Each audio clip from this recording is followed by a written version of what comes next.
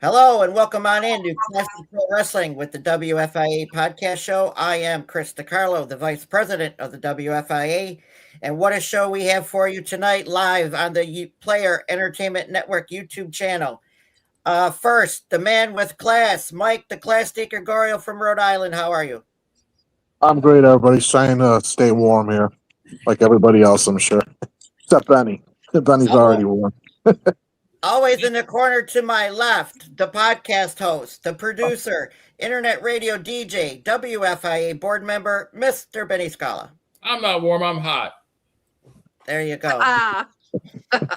In the corner to my right tonight, AWA historian, friend, and the one and only from the state of Minnesota, Mr. George Schire. Always the reflection of perfection, the number one selection. Love that. Underneath me, taking our center square tonight, is a former women's pro wrestler, CAC Hall of Famer, New England Pro Wrestling Hall of Famer, on Benny's True Crime podcast on Monday nights, internet radio DJ as well, Miss Brittany Brown. Thank you for having me. Underneath Benny is our friend from Manitoba, Canada, Canadian historian, Mr. Wes Maidment. Greetings and salutations, everybody. I'm sorry I don't have a rhyme like George. Underneath Wes is former NWA's big-time Detroit announcer, historian, our friend, Mr. Terry Sullivan. Howdy, everybody. And last but not least, although we are missing somebody, also former pro wrestler, co-host with Benny and Brittany on the True Crime podcast on Monday nights, Mr. Dangerous Dave Starr. Honored to be here tonight with all you luminaries, and I'm especially happy to be on with Mr. Sullivan. But I'm glad that you guys invited me on. Thank you so much. Well, we appreciate you all and your time tonight, as it is our first Classic Pro Wrestling Hollywood Square show of the new year, 2026. And Benny, if you will, my video disclaimer, please. This is under Copyright Law 107, fair use. These videos and clips are for my own personal collection. I do not sell them. I do not rent them to nobody. I clip them for our enjoyment and our comments, and to keep classic pro wrestling alive. And hello to everybody in our live chat. Benny will keep us surprised of that. And before we get started into our usual classic Hollywood Square show tonight, we had some sad news yesterday. As a lot of people have found out, the former pro wrestler on many territories, Cowboy Bobby Duncombe Sr., has passed away. And with that, Benny, we have a tribute video, and then we'll mention some words about him. And taped up. He's in the ring ready to go. And by the crowd here in our TV auditorium, I can tell that Mulligan was coming in. And here's Duncombe. And David, he attacked Mulligan as he was getting into the ring, as he was coming through the ropes. And he has really thrown some rights at him. There's a big one now for Mulligan. Boy. But it's the referee's job to say what they are. Every referee has a different way of doing it. But in this moment, the 300 pounds of... 6'6", 285-pound Bobby Duncombe. You could have to call him Mr. A tough stud from Texas against the North American champion, the Junkyard Dog. During the commercial break, I want to thank the Irish McNeil helpers here for getting out and sweeping up the week. Benny, before we get into it, I forgot our toast on Classic Pro Wrestling Hollywood Square Show. Yeah, why don't we toast one of the all-time greats, very underrated, Mr. Bob Duncombe. Rest in peace, sir. Cheers. Indeed, may he rest in peace. I agree with you, Benny. Definitely underrated. I liked him as a heel. I don't think he was ever a face, but Benny, your thoughts? Sorry, I muted myself on the chances the pup would bark. No, I liked him. I mean, when I first saw him in the WWF, I was very impressed by how well he moved around in the ring. Great worker. I think I said before the show, I saw him, I believe it was in 75 against Bruno at the Nassau Coliseum. And, even though I was pretty sure Bruno was going to retain his title, it was really touch and go there for a bit. I mean, he put on it was a great match. I remember that 50 years ago. And and he even, he was a good talker, even though, he had a manager, and George said he was managed by Heenan in the AWA. And I think, was it maybe the Wizard? I forgot who it was in WWF, but he was very Dusty-esque in his promo style. Just good, a great athlete, played for the St. Louis Cardinals as well, football Cardinals. Just a great all-around athlete. It was the Wizard and then Captain Lou. Okay. George, your thoughts on the Cowboy? Well, I think Benny summed it up how good he was. He was good on the mic, kind of a southern drawl, and he always seemed to have that tobacco in his mouth. But he was tough. He was big. He was believable. And I had mentioned to you guys before we went on that Vern Gagne definitely liked Bobby Duncombe. Vern wrestled him a couple of times. And after Vern was champion, he wrestled against Duncombe. And surprisingly enough, Vern did not beat Bobby Duncombe outright. Bobby got disqualified, and Vern had to take it that way. So, I mean, that says something when Vern will not let, at least let someone have a victory over you in those days. The other thing about Bobby Duncombe is, you got to remember, he came out of that Amarillo territory with guys like Dusty and Brody and Hanson and Murdoch and all these guys that were so good, went on to fame. And here in the AWA, I had mentioned to you guys that for the first few months of Nick Bockwinkel's title reign as AWA champ, Duncombe was his policeman, so to speak, where if you want to get a match with the heavyweight champion, according to Bobby Heenan, you're going to have to beat Bobby Duncombe, and you can't do that because he can't be beat. But, that was a good setup. And then Bobby held the tag team title, AWA World, with Blackjack Lanza for pretty close to a year and a half or so without looking at the notes. And always very hated here. Also teamed with Ken Patero later on in the AWA. And and he had Stan Hansen as a partner for a while here. So always pushed, always good. Everybody can say he's underrated, but I think if you look at everywhere Bobby Duncombe went around the territories, he was always in the top tier matches, always in the main events. He was getting title shots. I don't think that means the guy's totally underrated. He just wasn't a heavyweight champion 14 times, Right. And which to me, it means they lost it 14 times too. But if you do your math, but Bobby was good, and it's sad to see that he's gone. Wes. Yeah, you showed a clip there, Chris, of Duncombe versus Blackjack Mulligan. And in Toronto, we had that as a main event match, or maybe second main event match. And it was, I think it was a street fight match. And enjoyed the match thoroughly because I like to see big guys brawl. And they had spurs on and jeans and shirts. And the funny thing is that I took a bunch of pictures, but back in the day with those little 110 cameras that were like this, and the negatives were about that big, the pictures were just crap. If you weren't standing right up close, the pictures turned out garbage. But I liked Duncombe, always liked him. Like George said, very believable and big, tough. I don't really know that much about the start of his career or anything. I have no idea. Did he start in 65 or 62 or 68 or something, and where he came in? George said you said Amarillo started. Well, he came out. He was trained in the funk territory. Okay. Yeah, and guys like Dusty and Murdoch and all those guys came out of there, and every one of them were huge in the business.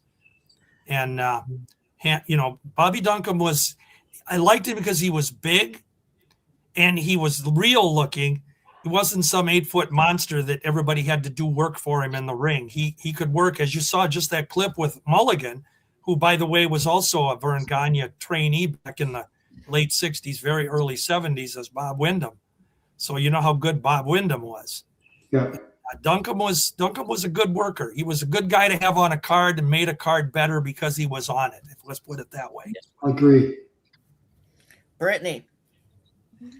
I agree. He was big. He was believable. He was great on the stick.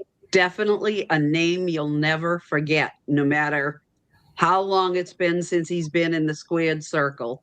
Every match I saw of his was great. It was entertaining.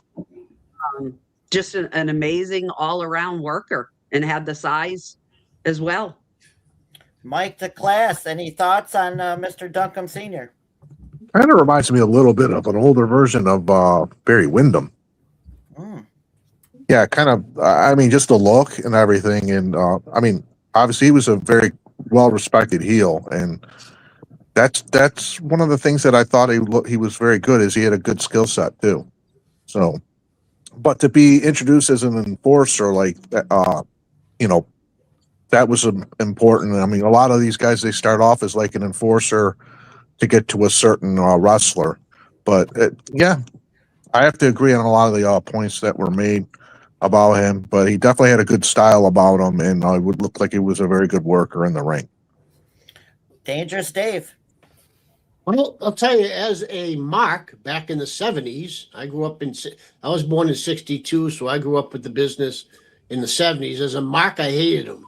I seen him many times at the Boston Garden against Bruno, my hero, Bruno Sammartino, and Chief J Strongbow, and Gorilla Monsoon. I couldn't stand him.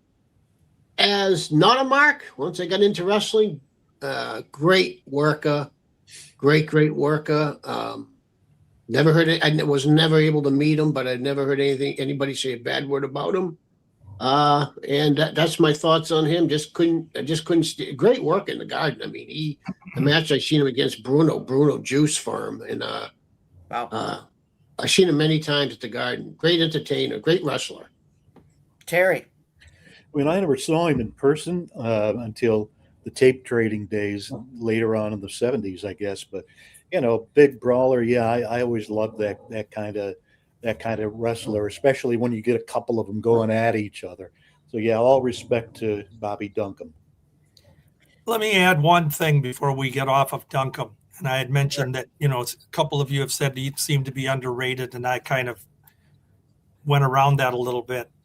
I think it's important with any wrestler in the kayfabe era, when you have a guy that you hear no bad things about. And, you know, we all know in the business, there were certain wrestlers that had behind the scenes real grudges. They really didn't care to work with each other. You know, you hear the little stories about Buddy Rogers and Lou Thez and Bill Miller and Buddy Rogers, and you hear these behind the scenes stories. Bobby Duncombe basically went through his career in most of the territories he was in. He was in Texas, he was in Florida, he was in the Carolinas, he was obviously here, he was in Canada. And Bobby Duncombe, if you ask any fellow wrestlers, sadly, there's not that many left anymore, but I always know that Bobby Duncombe never got a bad word said about him. He wasn't a guy that you said, I hate working with him. You got to do everything for him, or he doesn't work well. Bobby didn't have that reputation. Everybody liked to work with him. And that's the key thing when you're in this business. You have an opponent that you can go in the ring and you can get married in there and make it so real. That's perfect. So Bobby Duncombe was one of those guys, kids. He really was. And I said kids because you're all younger than me. Well, before we go on, we got to send a shout out to our friend. He's been on this show as well, and Dan and Benny in the Ring, Mr. Mike Messier, MikeMessier.com. He is an author. He is an artist. As you've seen here, he sent me this great picture of the Masked Superstar, one of my favorites.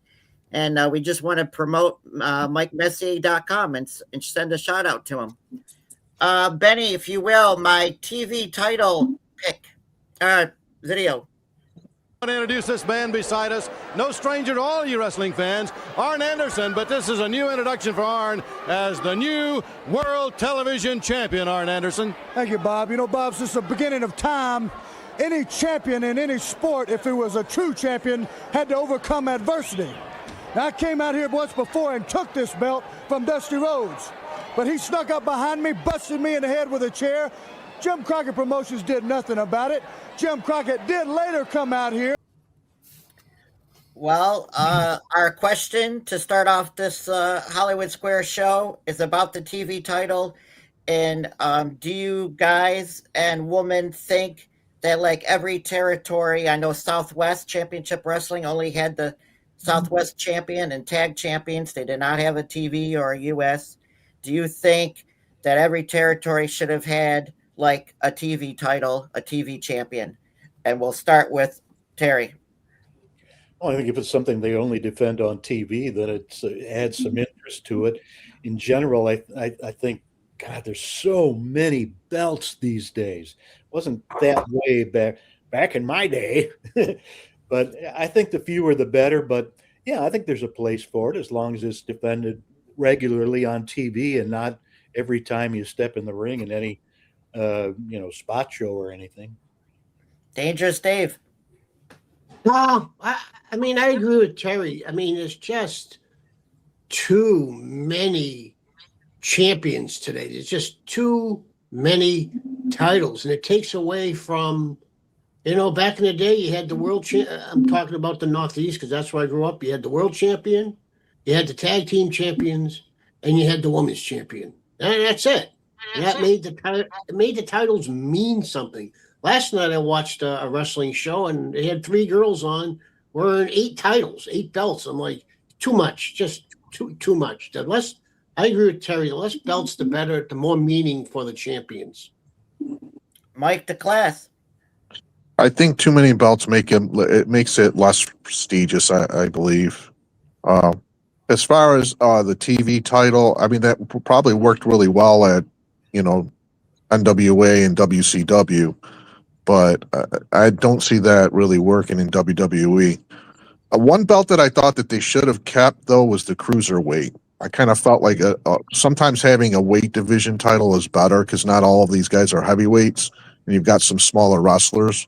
But I guess now they're all kind of blended in. So, well, that's my take on it. So, Brittany.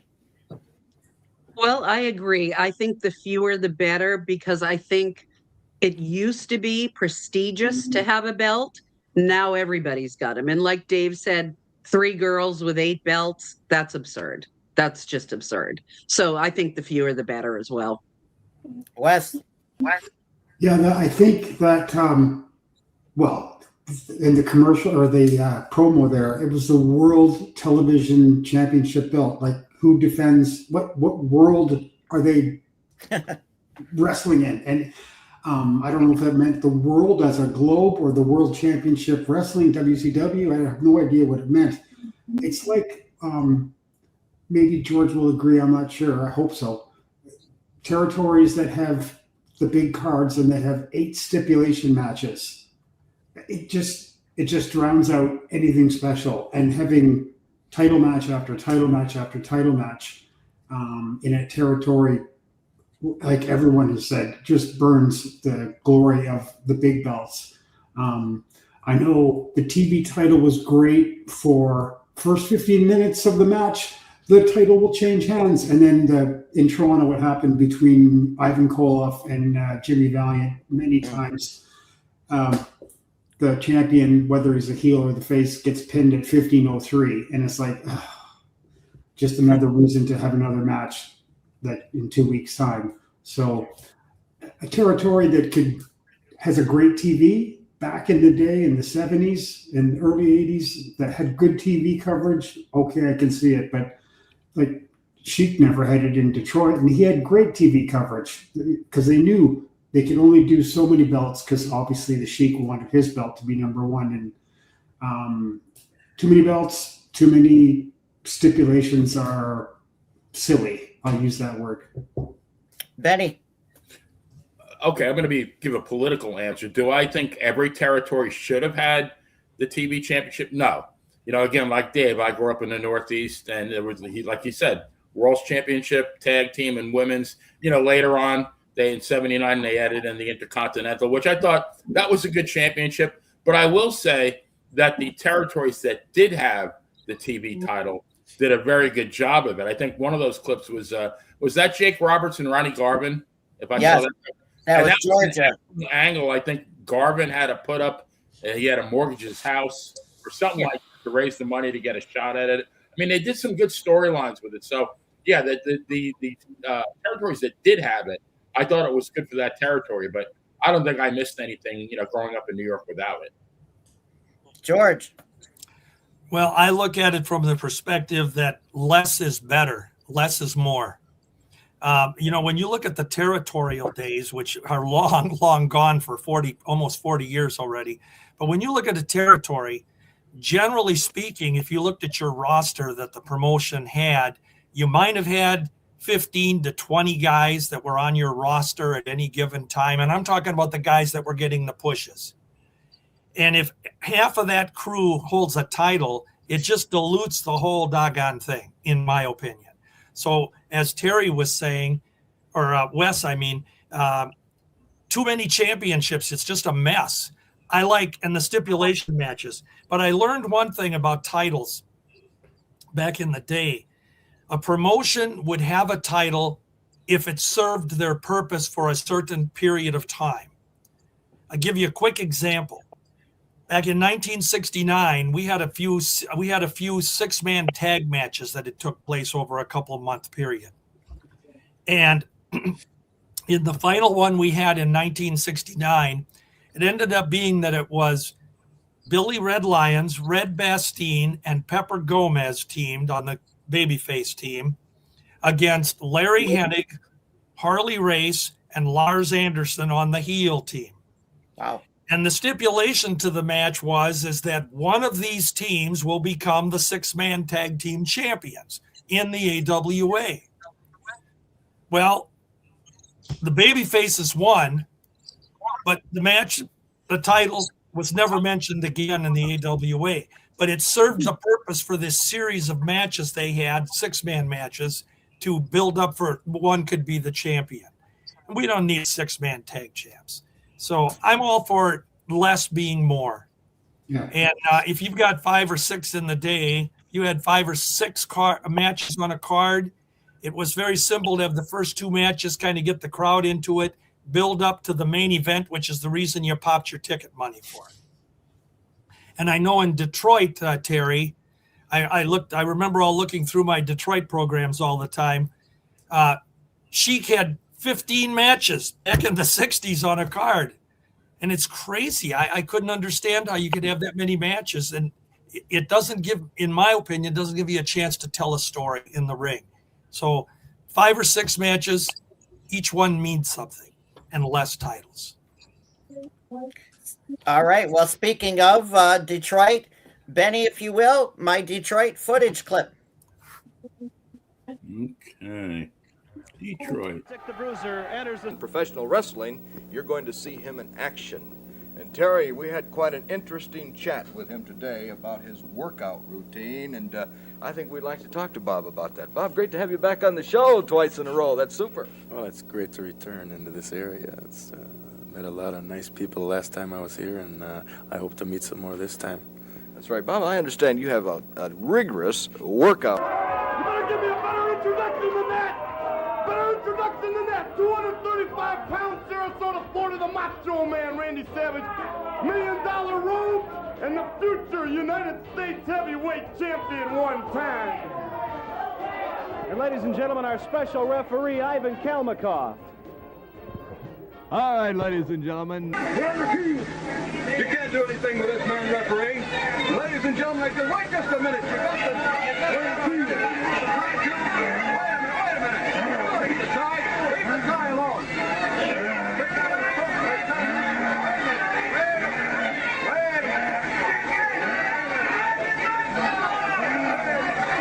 This involves me.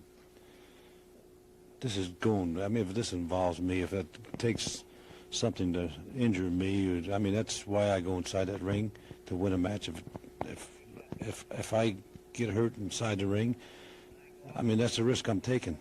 That's personal. And now a vicious right on the side of the neck. Haystack Calhoun wrestling barefooted as always. Arm drag into the ropes.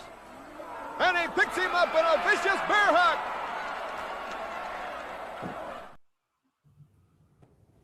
Wow, some classic footage there from the NWA Detroit territory promotion. And I know through our friends, a shout out to the Savoldi Wrestling Library is on Facebook and also their Ultimate Classic Wrestling streaming channel. I just love Terry. I know you love, and they got some great stuff coming out for Detroit coming up this year. And we'll start with you in Chuck's pink suit there. Oh God. Yeah, much love to the Savoldis, but I hate watching myself. It's not just because of the hair. But, yeah, that was what was the question? You get me all flustered. No, just Detroit territory in general, and that's why the clips. Oh, yeah. That's amazing, isn't it? I forgot about. Actually, I forgot about most of that stuff. I certainly forgot about Chuck Allen's pink suit. And I never even remembered the Backlund was in the studio, to be honest with you. And some things I choose to forget. But yeah, see Randy and Strongbow. Strongbow wasn't the greatest interview, you know. With Strongbow, I always had to be on my toes and be ready with some kind of a question or a comeback. Other guys, you throw them a line and they go in 2 minutes. Wow. Dangerous Dave, Detroit. I'll tell you, as I said before the show started, I followed Detroit only through wrestling magazines back in the 70s, and I was just with wrestling magazines. We're not even getting to when I actually saw him. I was so fascinated with the Sheik, Ed Fairhart. When I seen him in the magazines with the fire, and he's got with Bobo Brazil, and he's carving up Bobo, and I'm like, this guy's crazy. And I'm just, I'm reading the magazines, and then once I became, once the 80s hit, and you were actually able to see some videos on him, and then when the DVDs came out, Detroit was he was a great businessman, to put together shows and be the main event and have to worry about money and have to worry about paying everybody and having to worry about everything getting together, and on top of being, a great wrestler. What a territory he ran. Detroit was I'm assuming everybody made money out there, and he made money for people. I know he had a house. I heard Greg Valentine tell a story before how he stayed out there with Ed Fairhart in his house for a while, and I know he used to have the wrestlers stay with him when they were passing through, but that was a great territory. What about the Sheik there taking Chuck Allen's tie for dinner, Terry?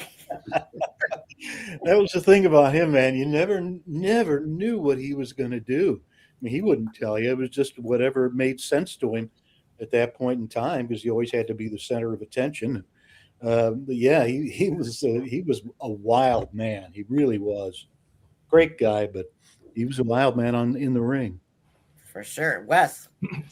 I don't know if anyone here knows that I'm originally from Toronto, and our territory at the time in the 60s and 70s was tied directly to Detroit. So we got to see the Sheik and most of the guys that were working at big time week after week after week. And I love the Sheik. I thought he was great. He's one of my top 5 favorite wrestlers. And, we all know that we can say he didn't do this, he didn't do that, blah, blah, blah. But for making ginormous amounts of money, he must have just been so well off at one time, and then just staying in character way too long and probably lost everything. But Dave, you brought up the mansion, and I'm going to ask Terry a question. Terry, were you ever at his mansion? Absolutely. Yeah, many times. What was it like? It was amazing. It was 5 levels, indoor pool with some kind of special sun, what do you call it, where the solar panels, which enhanced his ability to tan in weather like we have now. And a little wine room. It was just an amazing place. It was cost $750,000 in 1973. And I think that would be well into 7 figures at this point in time. But yeah, he didn't have his office in that house. The old house, he had his office. Then he bought a storefront in downtown Williamston. But yeah, it was an open door kind of thing with him. Well, a lot of time over at his house. Brittany. Can I ask just one question? How was he as a host, Terry? How was he when you went to the house? Oh, you couldn't ask for anything more. He treated us all like family. And Great. Until you did something to, harm his trust, that's the way he treated you. And even for some people like myself who did that little ill-advised opposition thing for a while, he still took us back. He was a businessman first and foremost, and he needed me at that particular point in time. But yeah, he was a wonderful, wonderful host and a wonderful man. Brittany. Well, I think Big Time was very well known, is still well known. Everybody still talks about them. They had great talent. You never knew what you were going to get with the Sheik, which was pretty incredible because you were never bored when you saw him in a match. And I just thought he was a great businessman, a great guy. His wife was wonderful. You couldn't ask for more. Mike DeClass, a lot of stars came out of Detroit, like we saw the Macho Man there. Yeah, I was pretty impressed with that. I thought they did a good job of improvising, but that suit was great. The pink suit. Could you imagine Vince McMahon in a pink suit like that? Yes. Announcing? Yes. And you think that I wonder if he could pull it off, but no, that they seem like they did a really good job at like the presentation, even for back in that time. I mean, even the camera angles were pretty good. That TV And I studio. like the fight that was at the apron. It was Ernie Ladd, and who was the other guy? Oh, Dick the Bruiser. Dick the Bruiser. Yeah, that was pretty good. I like that. Yeah. Terry, you were right Settle there. it outside the ring if they can't settle it in the ring. Yeah. I had no idea they were going to do that. And I was like, okay, it's one of those times I just sort of stay out of the way.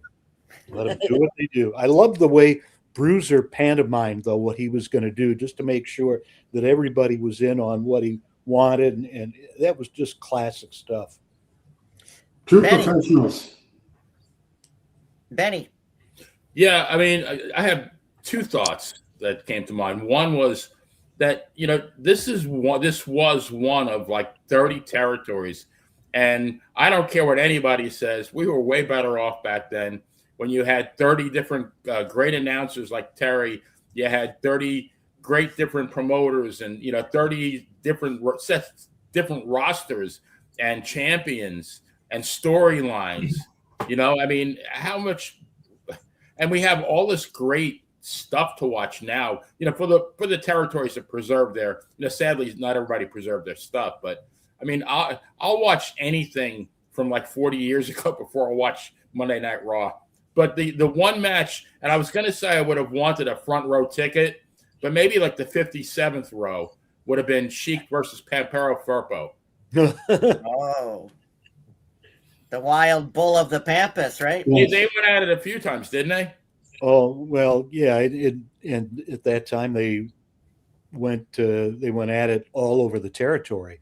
So as a guy who was working at that time, I saw it many, many times, all the matches with the Sheik, Bobo, Bull Curry, Tex McKenzie, whoever it was. I saw him an awful lot. And I was thrilled every time just because there was such a great sense of anticipation from the crowd. You couldn't help but get caught up in it. George. Well, you guys have mentioned about the Sheik and him doing things that you didn't know he was going to do. And I can relate that a little bit to Mad Dog Vachon. And the thing that's interesting about those type of wrestlers is that they knew the match, they knew who was going over, they knew when the finish was going to be, but you didn't always know what they were going to do to get to that point. And that's what made it so interesting, not only from their vantage point, and a lot of the wrestlers that went against a guy like the Sheik or Mad Dog, they would tell you, and I didn't know what the hell he was going to do in the ring until we got to the finish. And that's what, in fact, Nick said that one time. He said, I never know what the guy's going to do. But that makes it real, and we enjoyed that. And I know as we watched all those clips, I think every one of you probably saw something different. Something caught my eye, and it flashed me back to the time I was 6 years old when they said special referee Ivan Kelmakov. Oh, yeah. And I can only tell you that I told you earlier I'm older than all you guys, but in 1957 was the first time I ever remember going to a wrestling card with my dad. And of all things, it was the Kelmakovs, Ivan and Carol, against the Japanese team. In those days, they were called the Dirty Japs. And it was Mitsu Arakawa and Kinji Shibuya, two heel teams. And the long story short is my little ears heard the noise in the arena so loudly that they booed both teams so much, so loud. And I was holding my ears. And I found out watching the match that when one of the Russians would hit a Japanese wrestler, the fans cheered. And when one of the Japanese wrestlers would hit the Russian, they would cheer. And my dad said they just want to kill each other because they were World War II situation in 1957. We were only, 7 years away from World War II. And we were able to do that in this country. We could play off those emotions. And Ivan Kelmakov. And then later I saw him morph in to a good guy in the AWA in the mid-60s when he became the mentor, partner, trainer for Mighty Igor Vodek. And Mighty Igor, of course, you guys know from Detroit and that area. In those days, he kind of played a simple Polish type character.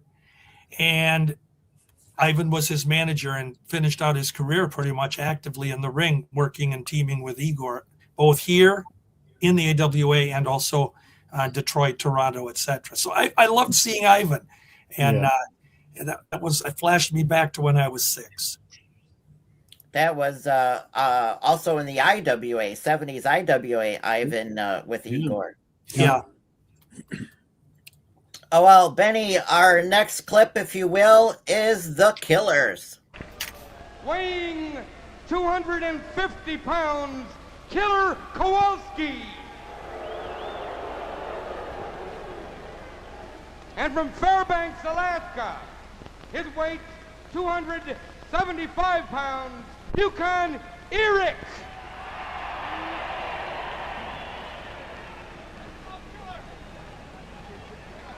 From Detroit, Michigan, his weight 275 pounds, it's Killer Kowalski. 2 out of 3 falls.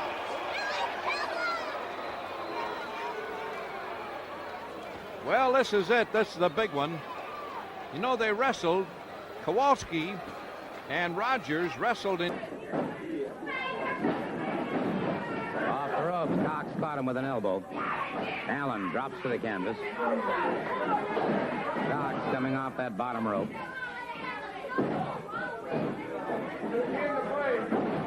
Again. 食らってるでしょうね。まあこれだけの大きなね、丸い体でやるっていうことですね。そうですね。まずはショルダースルー、何気なくやるんですが、ものすごい音がします。あー、そしてこれがドロップキックだ。場外ドーッと沸きました。諏訪湖スポーツセンター。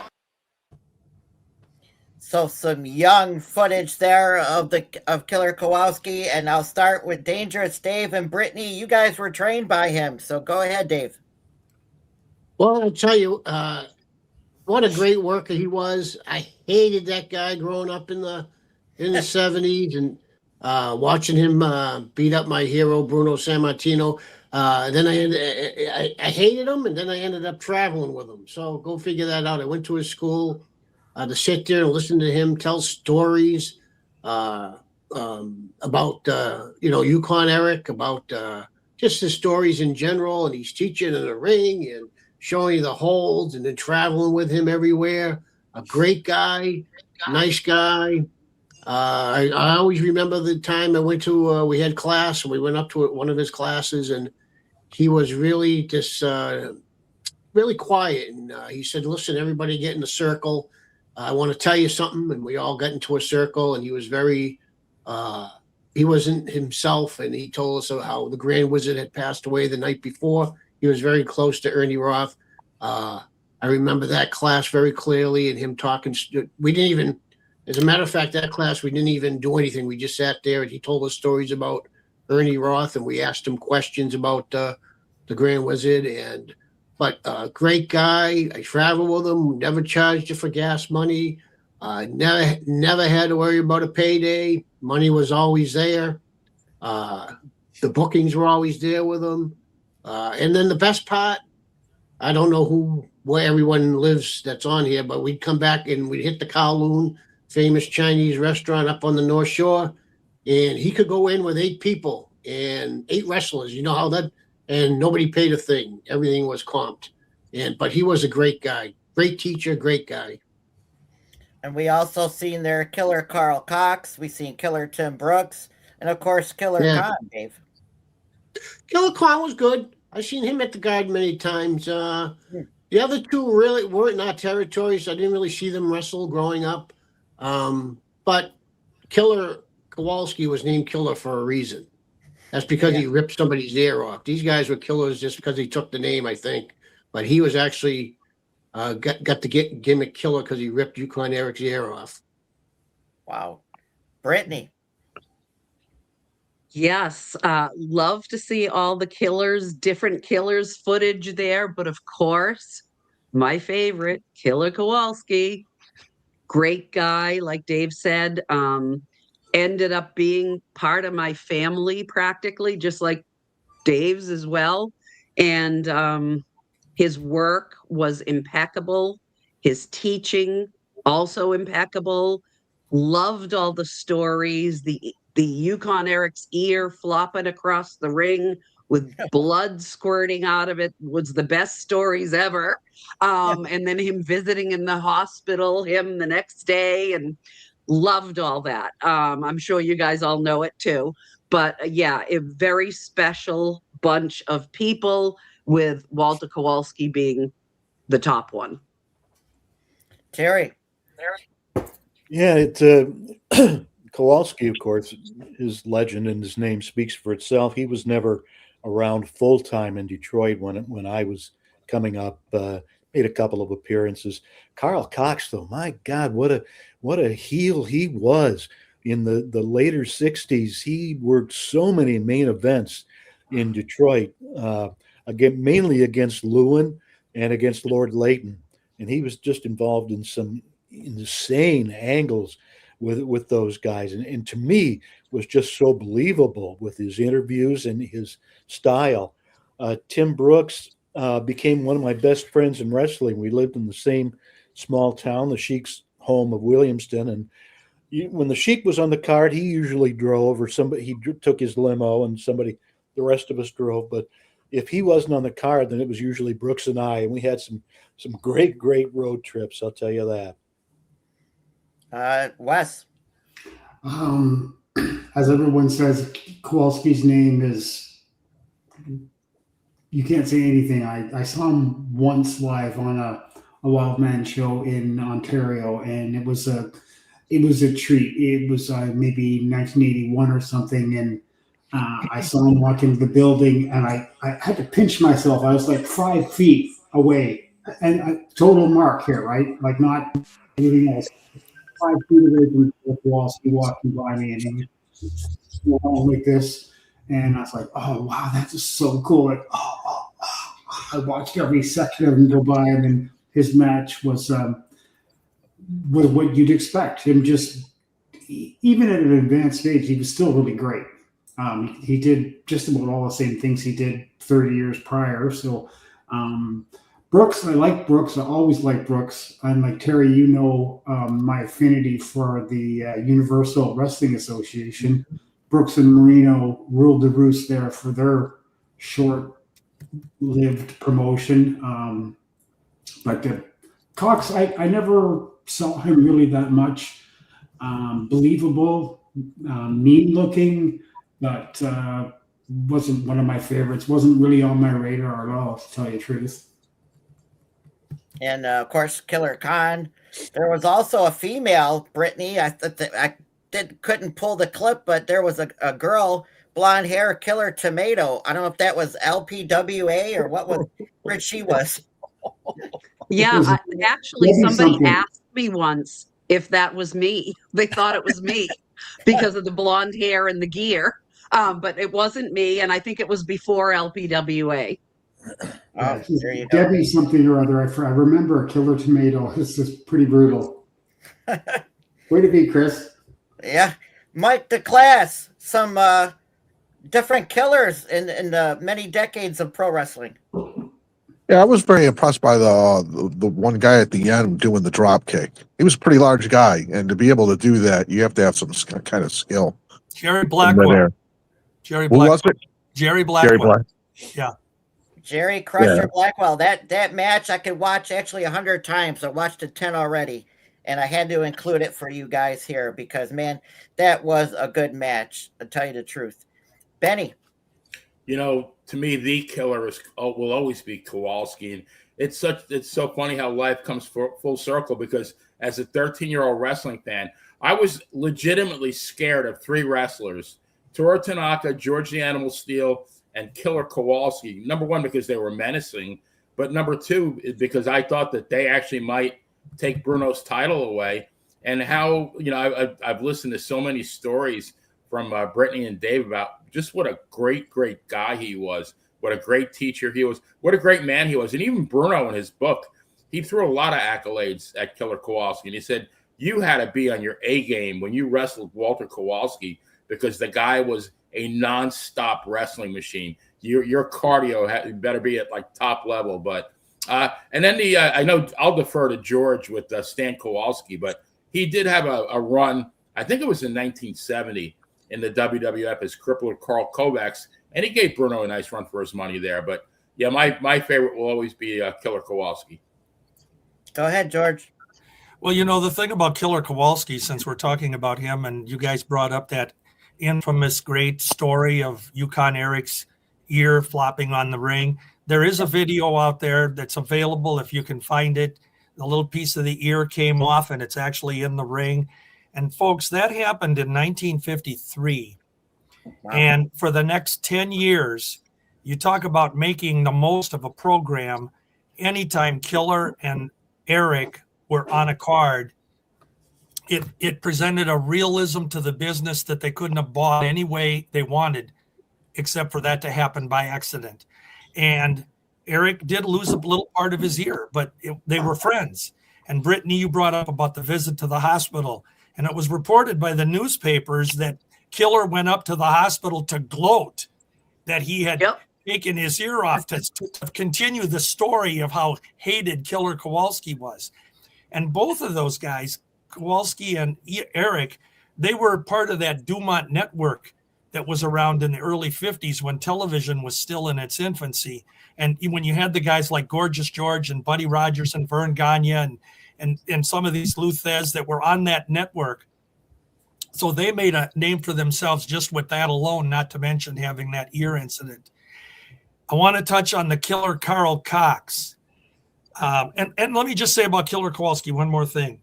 I had mentioned to you guys before we went on the air that I had the opportunity to get to know him at Cauliflower Alley when I was on the board there. And what a kind, very low-key man at that point in his career. I mean, this is 2001, 2003 in that time frame.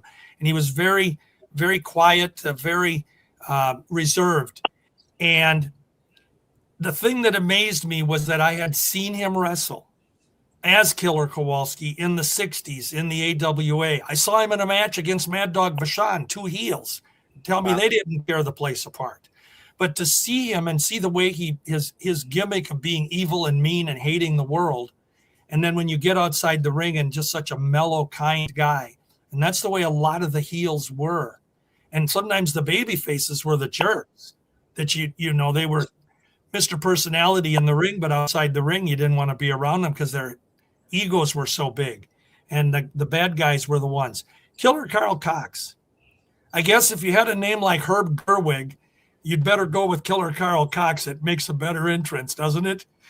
So But Cox was, I saw him down in Oklahoma, and he was a character. He's another one of those guys that you never knew exactly what he was going to do in an interview.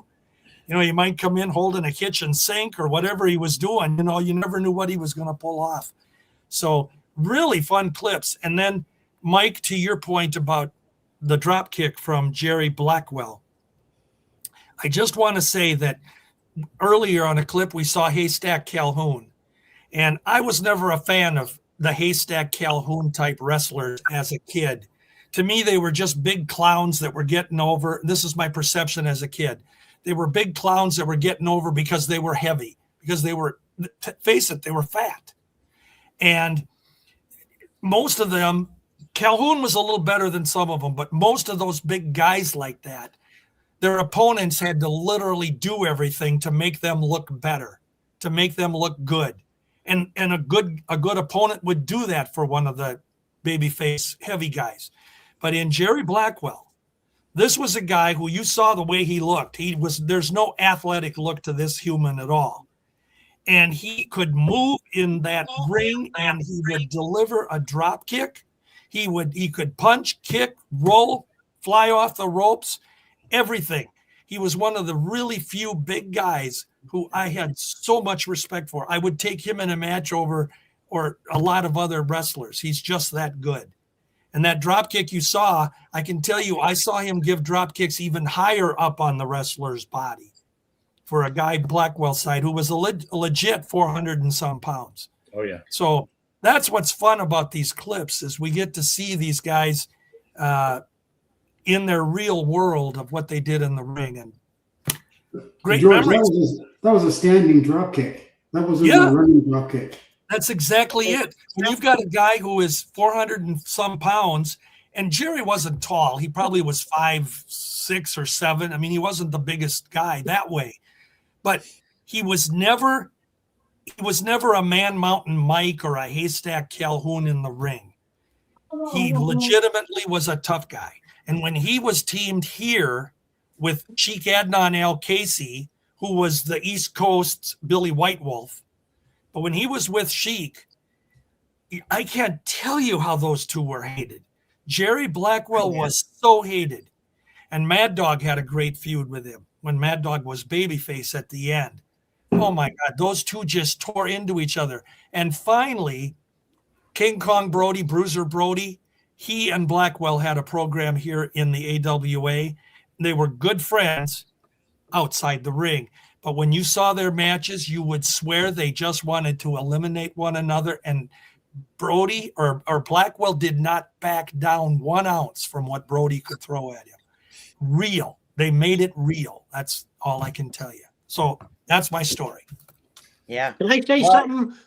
Go ahead. Can I say one thing? Because George was talking there about the drop kick, and it brought me back to something. When you went to Killer's school, Killer had a big, huge pole, and on that pole he had a mark, and you were required to do a drop kick and hit that mark. And if you didn't hit that mark, man, he'd be, "What the fuck? You fucking do the shits!" And he'd scream and yell at you. So you better damn well hit that mark. I want to piss him off. Or you knew the shit was going to hit the fan.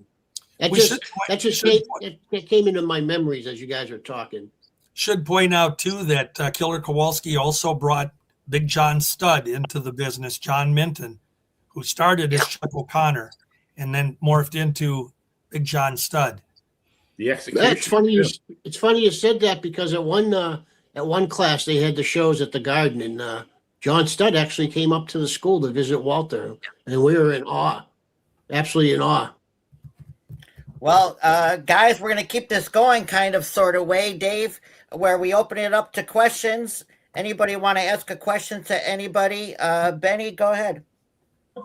No, I just want to apologize. I got my killers mixed up. I was thinking, for whatever reason, I was thinking of Crippler Carl, but you weren't talking about cripplers. You were talking about killers. So, yeah, my apologies. Well, let me point something out to you about Killer Kowalski. Stan Kowalski, who wrestled as Crusher with a K, Crusher Kowalski, and he was the big K later on. Right. He went to New York And Vince McMahon Sr. at the time in 1970 already had Killer Kowalski working for him. And it was Wladek Killer Kowalski in those days. But he had him working there. And Stan wanted, I talked to Stan. I was good friends with Stan, man. We were just talking the other day. I did the eulogy at his funeral. And he was just the nicest guy in the world. But Stan wanted to go to New York, and he wanted to keep his Stan Crusher Kowalski name. Vince Sr. said, no, I've got a Kowalski. And Stan even said, well, team us up, somehow relate us, or we can have a feud. But no, he gave him the name Crippler Karl Kovacs, triple Ks. And that's what Stan did there. So, but I will point out that there are some wrestling programs, the paper programs that are out there from some of the places that Stan Kowalski wrestled in. And Detroit also had some in the early years. He was billed as Killer Kowalski in those programs. And it always bothered me because a fan who didn't know would maybe buy a ticket thinking they're seeing Killer Kowalski, and they got to see Stan Kowalski. But he did get billed as Killer a couple of times. In Ontario, for the Wildman's promotion in the early 70s, after he left New York, he came up here and he worked with Marino and Eric the Red and Parisi, some of those guys. And at the start, he was billed as Killer Kowalski, and then they just dropped it. And in the ads, he was actually just being Kowalski. Yeah. And there was no definition saying yes or no. It just no pictures on the ads or anything, just Kowalski. And it was up to the fans to go once and see that it wasn't Killer, but they still got a great match. But same thing. Something else in Detroit when you're talking about killers, early back before Crusher Lisowski, the Crusher, became the Crusher, Reggie Lisowski, real name. He wrestled in Detroit for a very, very short time as Killer Lisowski. And he was billed, I've got some programs, he was billed as a cousin to Killer. You know, in wrestling, they would have all kinds of these crazy storylines. Everybody was a cousin or a brother or, you know, whatever it was. But yeah, Reggie Lisowski was Killer Lisowski for a couple of matches in Detroit. Benny, we like to say hello. Speaking of our live chat, is Coach Mark. He has a question there, Benny. Yes, this question for the panel. As you have learned about the inner workings of wrestling, what surprised you the most upon learning about a wrestler's about wrestling secrets? Dave, start. Take it away. Well, one secret that I learned was like Nikolai Volkov used to like to throw. If you were doing your business in the bathroom, this is just things I'm going off of. As far as he used to like to throw stink bombs into the bathroom, and he did. I mean, and it would stink, and Walter would come in. And it would stink the bathroom up. Like he did this to Iron Mike Sharp many times. Iron Mike Sharp and him were on the show, a lot of Walter shows. And he would wait and he would throw that stink bomb. And Walter would come in and he'd say, "What the fuck is that smell? And he'd be going off, and Volkov would be off to the side laughing. And we all knew what it was, laughing his ass off. And then you could hear Mike Sharp in the toilet going, hey, like he used to talk. What's going on? Hey, Volkov. And it was hilarious. That's just one of the, I know you're looking for other secrets, but that just came to my mind. Terry. That the Sheik owned the territory. Yep. Number one for us, Sheik owned the territory. Brittany. I think the thing that surprised me the most was learning that you really could get seriously injured and it wasn't just a work like you saw on television. I learned that. George. Well, I think I'm a little bit different. I never had any secrets that were told to me. I think I've told some of you guys briefly my story. As a kid 18, 19 years old, I was already buying programs at the cards, and I was usually buying 10, 15 of them. And I started sending a program to other people in other territories like Tampa, Florida, and Fort Worth, Texas, and Sacramento, or San Francisco, California, etc. And so I was obtaining all these programs. And this allowed me to figure out as an 18, 19-year-old kid that, you know, if Pepper Gomez is injured, according to my all-star wrestling here in Minnesota, and I just got a program and he's wrestling in the main event in San Francisco, you know, something's not right here. And so I figured it out on myself. And then having the opportunity to ride to matches with Marty O'Neill, our TV announcer, and it started to we'd have conversations. And he just knew I was never going to open the door and reveal things that I knew. Got to be friends with so many wrestlers. And a lot of them never kayfabed me. They just, once in a while, somebody would say, well, that's not for publication now, you know, or whatever. But, oh, yeah, no problem. And I would never admit it. So I wasn't surprised, only in that when I figured it out, like from the programs, that wrestlers weren't really injured, or they'd say they left a loser leave town match. And you think, oh, my God, the poor guy doesn't have a payday now, but he shows up in the next city somewhere, you know. That's what it was for me. So I was never really surprised, more just intrigued. Well, Coach Mark, me as a fan since 1980, and you guys, you know, people laugh at me, but I even we got to tell this story to Melody, Benny, in a couple of weeks when we have Neil Koloff join us here live on this show. But I really, you know, you buy into it, right? So I believed Abdullah the Butcher didn't really talk. But then when you watch a shoot interview, you heard him talk, right? Same thing, Ivan Koloff. I thought he was Russian, the gimmick, you know, and then I heard him talk so soft and such a nice guy. So, hey, you know, you got to buy into it. So that's what I learned. Let me just say this. One of the greatest things about the kayfabe era, and Mike, you touched on this, or Dave, you've touched on it a couple of times, how you hated a certain wrestler when you were as a fan growing up. And I think that's a testament to how good they were when they could get you to buy into their shtick and hate them so much, and you believed what they were doing. And, you know, George the Animal Steel got tossed out a little bit ago by Benny, I think. And in the beginning, when he started his career, he supposedly couldn't talk. He was totally illiterate. And, you know, later on, he morphed into this guy that could put sentences together. Even Gorilla Monsoon in the very, very beginning, Gino Morella, Bob Morella, he couldn't talk. He was from Manchuria, folks. He didn't know English. You know, so you got to love this stuff. Igor, too. Mighty Igor. Oh, my gosh. Dick Garza. You know, what a gimmick. What a gimmick that he came. Vern Gagne came up with that gimmick for Dick Garza. He wanted a Polish strongman, and he put him in the audience here several weeks, trench coat on, trying to come up and get a match. Couldn't get a match, and he dropped his coat, and he had his Mr. Michigan bodybuilder look at that point. And then they brought in, as I said, Ivan Koloff to translate for him. Allegedly, you've got a Russian translating for a Polak. They called him a Polak in those days. It was really from Canada. He had no politically correctness.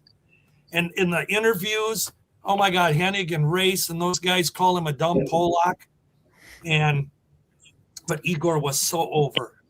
So over. Wes. I was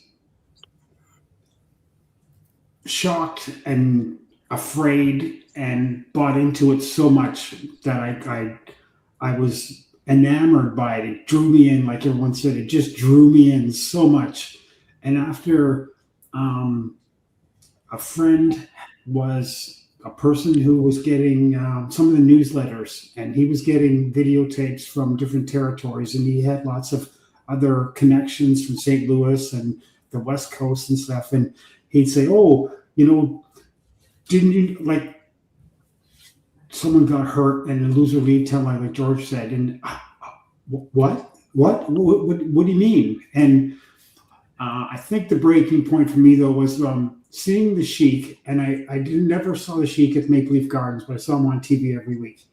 And then he was just destroying everybody. And then there was a hockey game one Saturday night in Toronto when there was a big fight going on. All the teams cleared the benches, a big melee, and someone got charged because they hit someone over the head with a stick.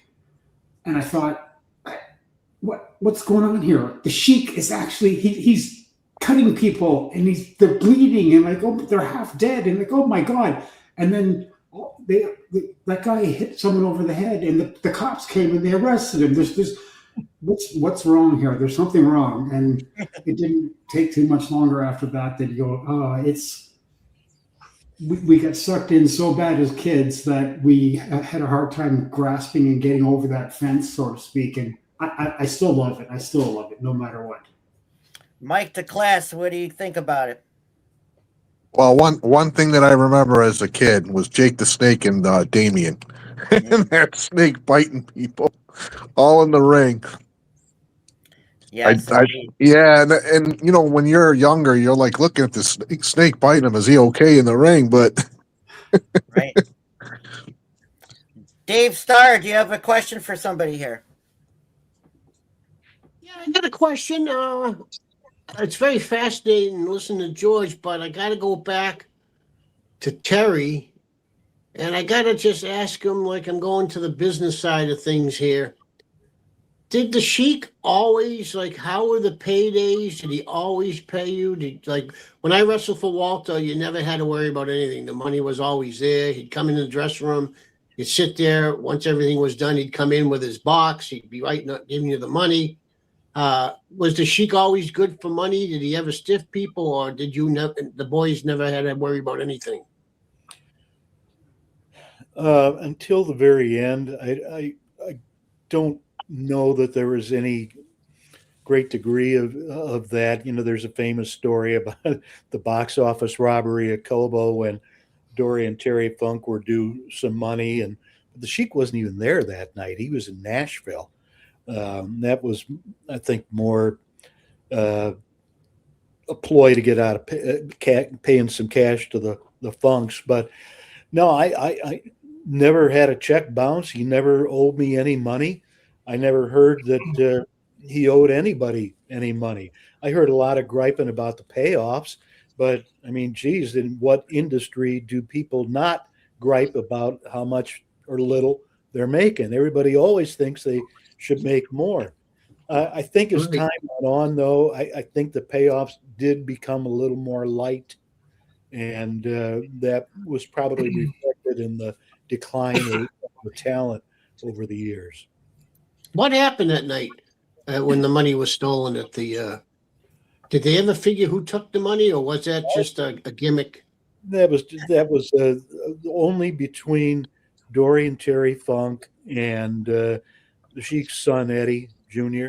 I was in the hallway at Cobo talking to the Funks, and they were waiting for some cash. I don't know why, because nobody ever got paid. The checks came out on a Monday. And if you weren't going to be in the Monday town, they were mailed to you. But anyway, the Funks had some money due, some cash due. And so they were waiting around after the show. And Eddie Jr. came down and he says, "Oh, my God, the box office was robbed." And I sort of thought to myself, I ain't buying that. I looked at the Funks and nobody registered and nobody was buying it. And the Funks, you know, it's not like they really needed the money, so it was not a huge deal. But I got to think that if the Sheik had been there that night, that would not have happened. My personal feeling is that there were some bills due back home, and so that's where that money went. Can I touch on the question a little bit from a different perspective? Sure. When you talk about paydays back in the, again, I use the kayfabe era, the territorial days, there were a lot of territories that were well respected for the paydays that the wrestler could get going in. They had a good relationship with the promoter, etc. Vern Gagne, for the first 25 years of his AWA, he had that respect from everybody. That if you went to work in Minneapolis, as what they called it, because that was the headquarters of the AWA. So we went to Minneapolis, and we went there for the good pay and the relaxed schedule that wasn't as hectic as some of the other territories, having to work every night and be driving someplace. And Vern always had that respect. He used to pay the wrestlers on a monthly basis, and they knew how much they were going to make. Each wrestler. And again, we've always heard the stories about contracts and what happened later on in our business. But in those days, it was between Vern and the wrestler, or the office and the wrestler. And that wrestler knew how much they were going to make working for Vern for this year coming up. And basically, he got paid that. I know there were some instances when they would work small town spot shows. There were times when whoever was in charge of the spot show, one of the wrestlers would be the guy to be in charge. And sometimes they would pay out cash to the guys.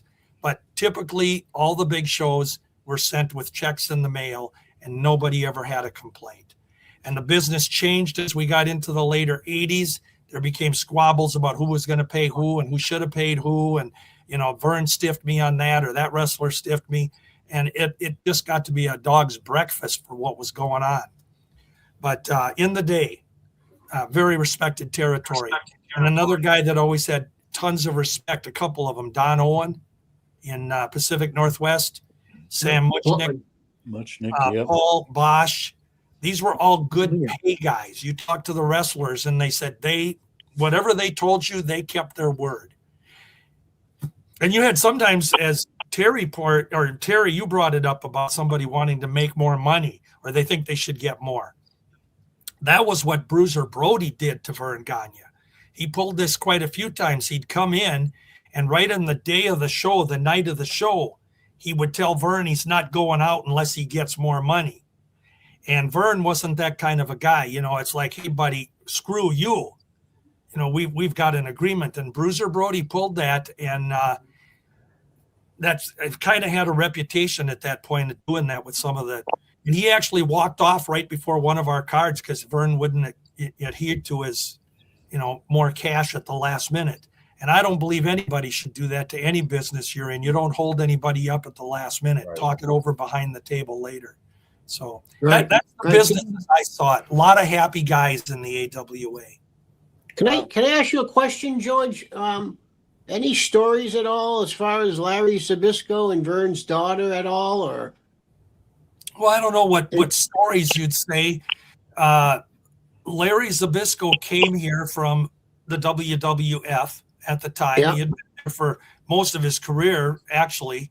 He came in here, and the ironic part of Larry Zbyszko is that when he came, the AWA, Vern anyway, had a way about him where if a wrestler had been known from a different territory, like the WWF or something like that, generally he didn't want to really put him over because that would insinuate to Vern's mentality that the WWF was better or had better wrestling.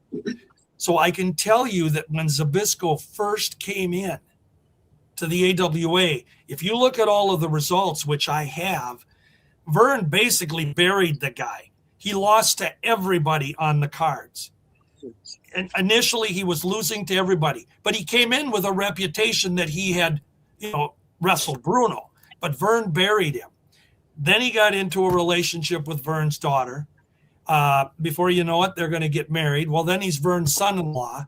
And it just kind of coincidental because as the AWA was now floating on borrowed time, because now we're into the later 80s, and McMahon and expansion, national expansion's going as it did. For Vern, it made sense to put the title on Larry Zbyszko because now he was family. Right. And, people talk about, well, Vern Gagne kept the title for a million years. Well, Vern knew that he wasn't going to double cross anybody in the ring. Vern knew he could trust Vern, and that's the whole thing about it. You had to put it on a guy that you trusted in your title matches or whatever it was. And that was why Nick Bockwinkel got along so good with Vern, because they were buddies. And all Nick had to do was hear what Vern wanted to do, and he did it. Trust. And that's where Larry came in. So the story is yeah, people say, well, he got the title because he married Vern's daughter. Well, you got to look at what was going on in the business at the time, too. Vern had nobody that at the point he could trust, because everybody that came in, they would walk out or Vince would take them, you know, just to bury Vern. And he did that to all the territories. So that's really what the secret was. Was Larry the best AWA champ? Nah, I thought Larry was an average wrestler myself. But he knew how to draw fans. I mean, his interviews as a heel when he referred to the fans as spudheads, bunch of spudheads. You know, you don't want to be insulted like that. Larry was good, and he was in the right place at the right time. Yeah, and that's what life is. That's what life is. Most of us get where we are by being in the right place at the right time. Right time. Yep. Terry, a question. Question for Chris. Oh. Chris, if you had your choice of any one wrestler, living or dead, that you could interview on this show, who would it be? Well, really, it's got to be a tie. But I'm going to say first, this picture we showed here by Mike Messier, the Masked Superstar, is one of my all-time favorites. And then second would be, I know he's still living, but health issues, Mr. Bob Backlund. Oh. Of course, I love Flair, but I'm not paying nobody to be on this show because, as we said before, if it wasn't for us fans, who would they be? And a lot of great people like yourselves on here believe that same sentiment. So, good question, Noah. But I'd love to get a lot of people on here, but I'm not going to pay nobody. Yeah, so good answer. Wes. Well, that leads out what I was going to ask you after the show, so I won't ask you. Well, I appreciate you all being here. Yeah, it's great as usual. I love being on the Hollywood Squares. It's so much fun, and it's so diversified that we get all this chatter and this great mindset from so many different people, and the age groups are awesome too. I know, George. Benny, I got a question for you. Okay. Tell us about one of your first favorite wrestling memories. That's easy. So I got in the Christmas 1967. I got for Christmas a 12-inch, whatever the smallest Hitachi black and white TV was, because back then, in the late 60s, most families only had the one TV, and I was a sports nut. If there was something, hockey, baseball, football, so they got me this TV, and I guess they figured, well, he's 12 now. I guess we'll see him, maybe when he graduates from high school.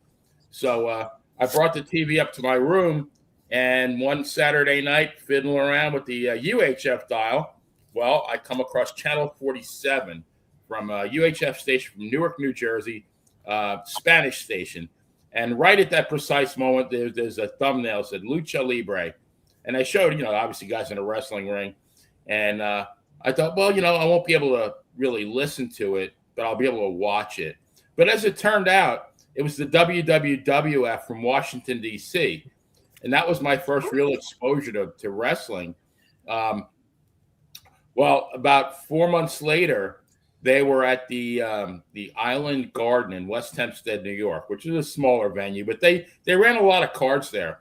And it was April 26, 1968, about 2 months before my 13th birthday, rather.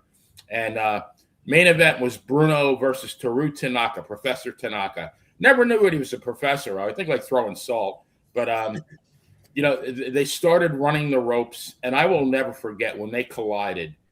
I thought I was in the middle of an earthquake.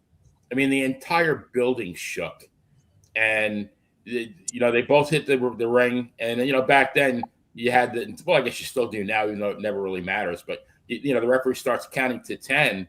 Well, Bruno got up at like 9.998 and Tanaka stayed down. But those are the longest 10 seconds of my life because I'm thinking Tanaka's going to get up and my hero is going to be dethroned. And of course, it didn't work out that way. But that was, I became a fan that night. And here I am talking about it, 58 years later. Brittany, a question. I have a question for George. Did you ever come across Moolah? And if so, what was your opinion on her? That's interesting you bring that up.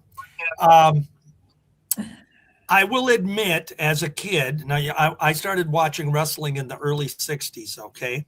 Following it regularly. And I will admit through the 60s and even the early 70s, I really wasn't a lady wrestler fan for some reason.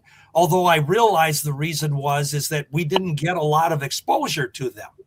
Because in that day, once or twice a year, Vern Gagne, who was the promoter behind the scenes, or the owner, he would bring in the lady wrestlers.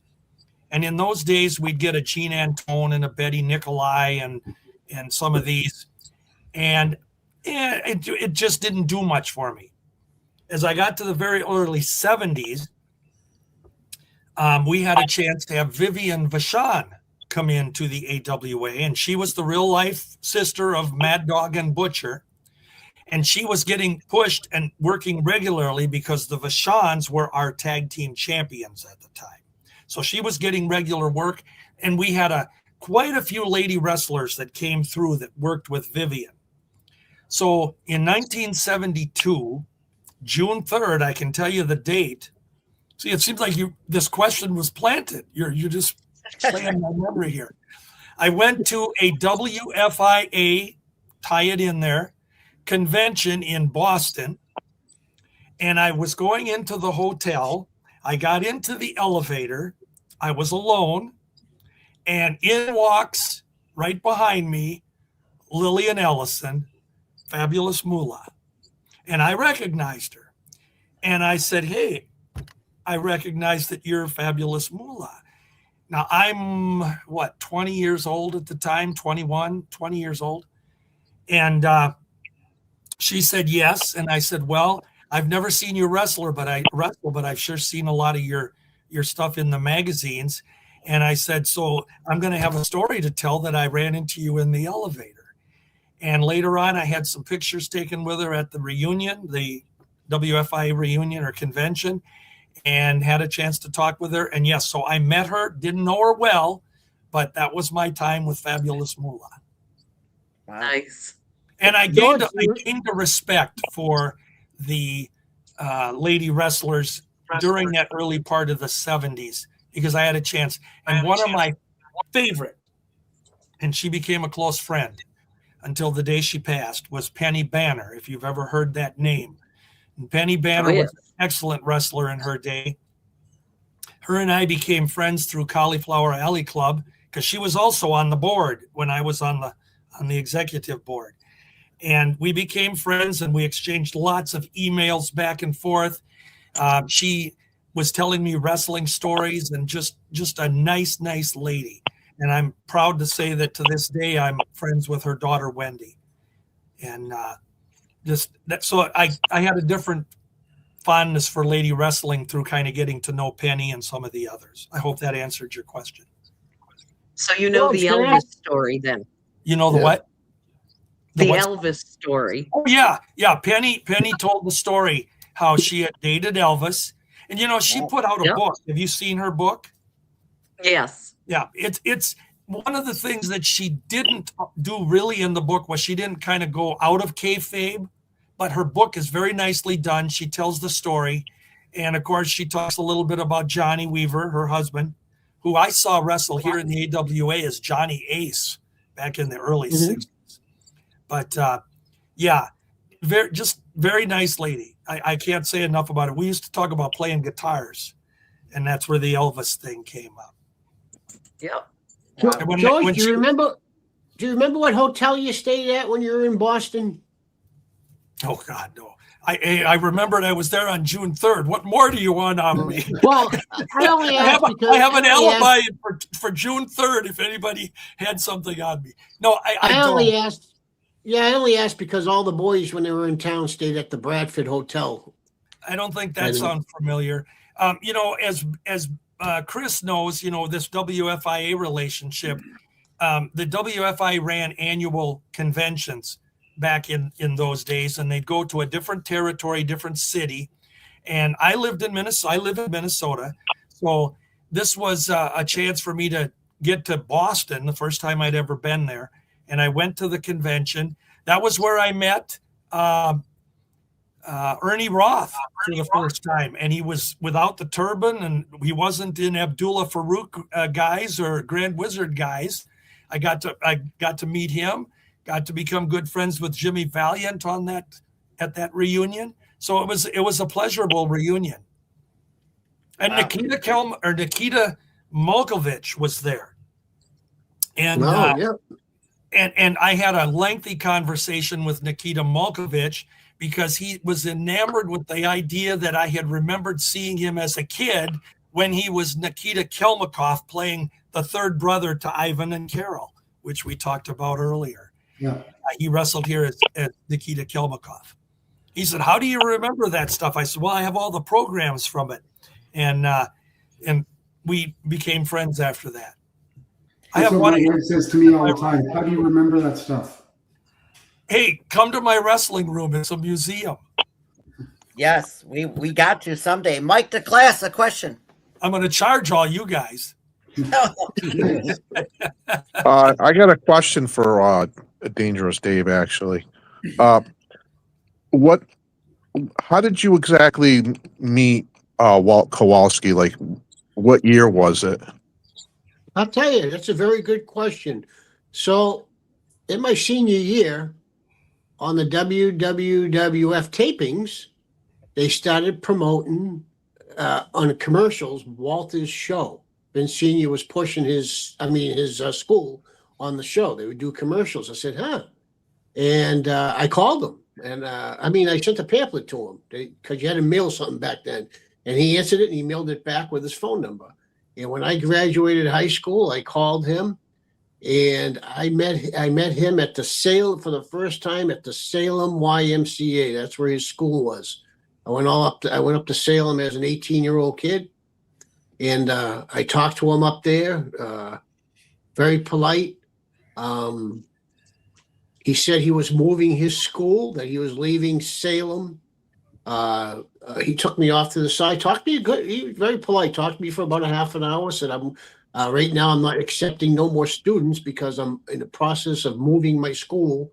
I don't know where it's going to be right now, but this is my phone number. Keep in touch. I said, okay. So I called him for a year, a good year. I called him on the phone and he said, Dave, I haven't got a spot yet. And then finally he got a spot at the YMCA in Boston. And I met him off of Route 128 at, I think, a Howard Johnson's. I met him. And that's when my mother wrote a check out for him. I still have the check here. And I gave him a check before he started the school. And we had lunch together. He just kept eating salads. And I remember he said to me, a check. I don't want you to take checks. I'd like cash. And I said, okay, Walter, give me the cash. Give me the check back. And I'll go ask my mother for the cash. He goes, no. I'll take a check. I said, okay. So he kept the check and he was finalizing his school at the YMCA in Boston. And then he called me up with the date to start. And that's how I got out of the school. That's how I met him and got into his school. George, a question. I want to say something further to Brittany when she asked me about Moolah. We had talked earlier about titles and having multiple titles and everybody having 10 titles. I do remember that when I ran into Moolah, which was the first time in that elevator, that one of the things that impressed me was that, generally speaking, she was considered the women's wrestling champion overall. Even if you looked at all of the magazines with their fictitious wrestling ratings, Moolah would be the one on top of the ladies division. And that's the one you generally heard of. So I remember thinking that this was cool because I just got to meet the world champion. Wow. There you go. And Dave, you reminded me with your eating salads. When Killer Kowalski was in the AWA, he was known as a vegetarian, of course. And the Crusher would come out and throw carrots and lettuce in the ring when he was wrestling during the match and get him irritated. So tells you the fun we I mean, had. I was a 19-year-old. By this time, a year went by, so now I was 19. And I'm only a kid, and I'm meeting this guy. He's like 6'7", and I'm meeting him at this restaurant off of 128, and we both go and sit down. And I'm just looking at this guy, and I'm like, and he's going up. He must have made 4 trips to the salad bar. I mean, we had to be there at least 2 hours. At least 2 hours. I figured he just kept going up, eating salads, and coming back. I'm like, and I'm looking at him. I remember saying to myself, I used to hate this guy, and here I am sitting with him, and now I just gave him money, and he's eating all these salads, and it was like, what a great experience, just a great experience. Did you ever see pictures of Killer Kowalski when he was younger, before, like during the Yukon Eric days and before, when he first started in the business? He wrestled as Tarzan. I did, but he had all his black hair. He had quite the build. He had quite the build. He was Tarzan. Very He was cut Tarzan Kowalski. Yeah, he was billed as Tarzan Kowalski for a while too. Wow, that might have been his first gimmick, Tarzan Kowalski. I got a question for Terry. You got to tell me and our fans out there. Although I don't know, Wes, maybe you can attest to this question. The pretty boy Floyd Creechman and the manager Eddie Creechman, were they related? Were they really brothers? Was it just a gimmick? Yeah, father and son. Oh, wow. Yeah. Yeah. It's weird when it's legit, isn't it, Chris? Well, when you're talking wrestling, we're all related, right? Yeah, I mean, hey, Wes and I are brothers. Yeah. Terry, me and Terry too. Yeah. Tag team champ. When Eddie went to Detroit after Abdullah Farouk left, Floyd was trained as also a wrestler, but he was really lightweight. So he did work Detroit sometimes. And then eventually, of course, I don't know who here knows about international wrestling out of Montreal, but that's where Eddie took off and was really, really famous. And Floyd was a manager there also. And I didn't care for Floyd too much, but Eddie certainly was fantastic in his role. Really, really good. And he was a trained wrestler too. He wrestled back in like the 50s in Quebec and was a referee. His pictures of him being referee for some really substantial Yvonne Ribeiro matches and stuff like that from the 50s. Okay, awesome. Well, at this point, Benny, will you please put up my ECMC still pick? This again, we mention this each and every week until we help our local friend here in Western New York near Buffalo, Mrs. Robin Restaino, receive her kidney that she desperately needs. ECMC transplant is near Buffalo, 716-898-5001. Apologize for the echo. I don't know why. So we're going to mention this each week to try and help our friend, Mrs. Robin Restaino, get that kidney she needs. Mike DeClass, our independent wrestler of the week. Okay, this week's Indie Wrestler of the Week is Stacy Shadows. She's the RPW Women's Champion, and she's currently ranked 22nd on the Indie Experience. I wouldn't mess with her. She's scary looking. She looks pretty. Yeah. Wow. She definitely looks very tough. Mike and Benny, our military salute to service this week. Oh, look at this. There you go. Yeah. There you go. This week's salute to service is to Stan Kowalski. He was in World War II in the U.S. Navy. Very good. Yep. The Big K, I remember, George, from the AWA 87. So before that, I didn't know of him, but I had mentioned to you guys earlier that he was Stan Crusher Kowalski, etc. And when you mentioned this Navy World War II, you would never have found a more proud person for his country. He continually, up until the day he passed, working with the veterans of Minnesota and working for the United Way, did a lot of speaking. And I see that picture and I get a little lump in my throat. He was probably one of my very closest wrestling friends, and it's just a nice guy. Awesome. Benny, my PSA of the week is for our first responders. This is First Responders Association. The website is usfra.org. And, you know, any donations are appreciative to this organization. And it's throughout this great country of ours. And we definitely appreciate them. My 19-year-old is a fireman here in Western New York and just loves it. And we respect them all and appreciate them all. Benny, before we wrap it up, a great first Hollywood Square show of this new year, 2026. And guys and Brittany, we appreciate your time and joining us tonight for another first great Hollywood Square show. Thank you.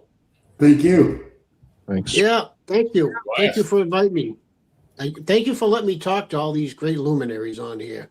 George had a lot of great stories. Very fascinating.